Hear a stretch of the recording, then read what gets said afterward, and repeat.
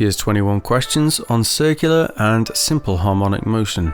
This is going to be pretty much just for A level. 1. Here's an object moving in a circle.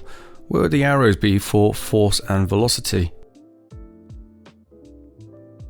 Force always acts towards the center of the circle, and velocity is always at a tangent to the path at any point. 2. What is the only condition needed for circular motion? It's that force acts perpendicular to an object's velocity at all times. 3. How does angular speed, also known as angular velocity or angular frequency, relate to normal frequency, time period, and linear velocity? So I'm looking for 3 equations. Angular speed, or omega, is equal to 2 pi f, and that's the same as 2 pi over t, the time period. And the bottom equation is one that people often forget about, even though it's very important and very simple actually. Linear speed is equal to angular speed times the radius. 4. What is the equation for centripetal force? F equals mv squared over r, or m omega squared r, because if you want centripetal acceleration, just divide by m, so we have v squared over r, or omega squared r.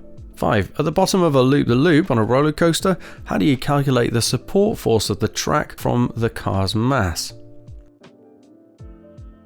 The support force is going to be equal to mv squared over r plus mg. You've always got to think, how much force would the track need to supply just to hold it there? If it wasn't going in a circle, that would be just mg to balance the weight, but then it also needs to supply that extra mv squared over r to make it keep turning in a circle. 6. A plane banks at an angle and flies around in a horizontal circle. How do you calculate the up thrust and centripetal force from just weight, mg? Let's go with up thrust first. We know it's going to be bigger than mg in order to supply mg, so therefore it's mg divided by cos theta. And then if we times that by sine theta, we end up with mg tan theta for the centripetal force. If you want more proof, then complete the triangle on the left and put theta in, and that should make it clearer. 7. What are the 2 conditions needed for SHM, and what is the equation that satisfies these? It's that acceleration, or force, is proportional to displacement, from equilibrium that is, and is also in the opposite direction to the displacement. So that's A equals omega squared x, or 2 pi f squared x, and the minus is in there to show that they are going in the opposite direction, but when we calculate acceleration, we're usually just looking for the magnitude, so it's not that important. 8. What is amplitude?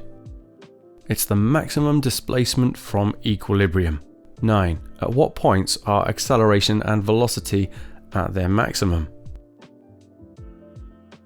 Acceleration is maximum at amplitude. We know that from the equation, and that acceleration is proportional to displacement, and Vmax, that's maximum speed, is at equilibrium.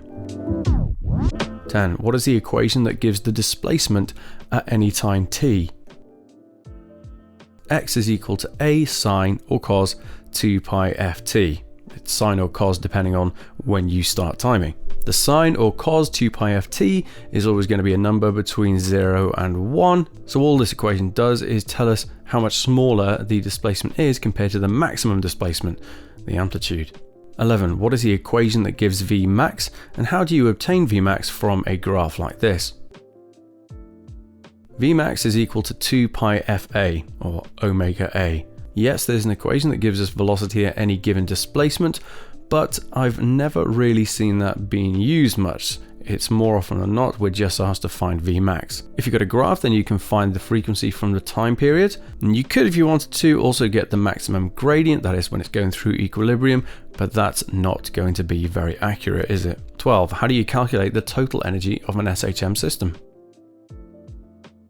You calculate the maximum kinetic energy from Vmax, so that's going to be half m Vmax squared.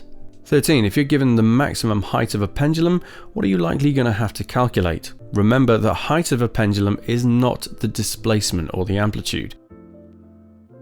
The only thing we can really do is calculate Vmax using conservation of energy, so GPE equals KE. 14. What do these 3 lines represent in terms of energy changes over an oscillation? The dotted line is total energy. That shouldn't change provided there's no damping or resonance going on. At amplitude we have the maximum potential energy but no kinetic energy, and then vice versa at equilibrium. 15. What are the equations for the time period of a pendulum and a mass on a spring? For a pendulum, T is equal to 2 pi root L over G, L being the length from the top of the string to the center of the bob. For a spring, it's T equals 2 pi root M, that's the mass, over K, the spring constant. 16. What kind of angle should you use when proving the equation for the pendulum, and why? We should use less than 10 degrees. That's because the model starts to break down above this angle. Well, it breaks down because it assumes that the path that it takes is a straight line, when in fact, we know it's a curve. The bigger the angle, the less of a straight line it is. 17. How does amplitude affect the time period of a system? It doesn't. Of course, there's no A in those equations that we just saw. 18. What happens to K, and therefore the frequency, if you attach two springs in series? The overall K halves because it stretches more easily. That means that T increases, so that means the frequency decreases, and that's going to be by a factor of root 2. 19. What does resonant frequency mean? It's the natural frequency that a system oscillates at if it's displaced. That means that only the restoring force is involved, like the tension in the spring or the components of the weight for a pendulum. 20. What is resonance? Resonance is when the frequency of an external driving force matches the natural or resonant frequency of the system, and that increases the amplitude. And we say that we have light damping in there as well to make sure that everything matches up. 21. How out of phase are the driving and restoring forces if resonance occurs? They're half pi radians or 90 degrees out of phase. So I hope you found that helpful. Please leave a like if you did, and if you haven't seen my mind map on all this stuff yet, then click on the card and it'll take you there. Bye for now.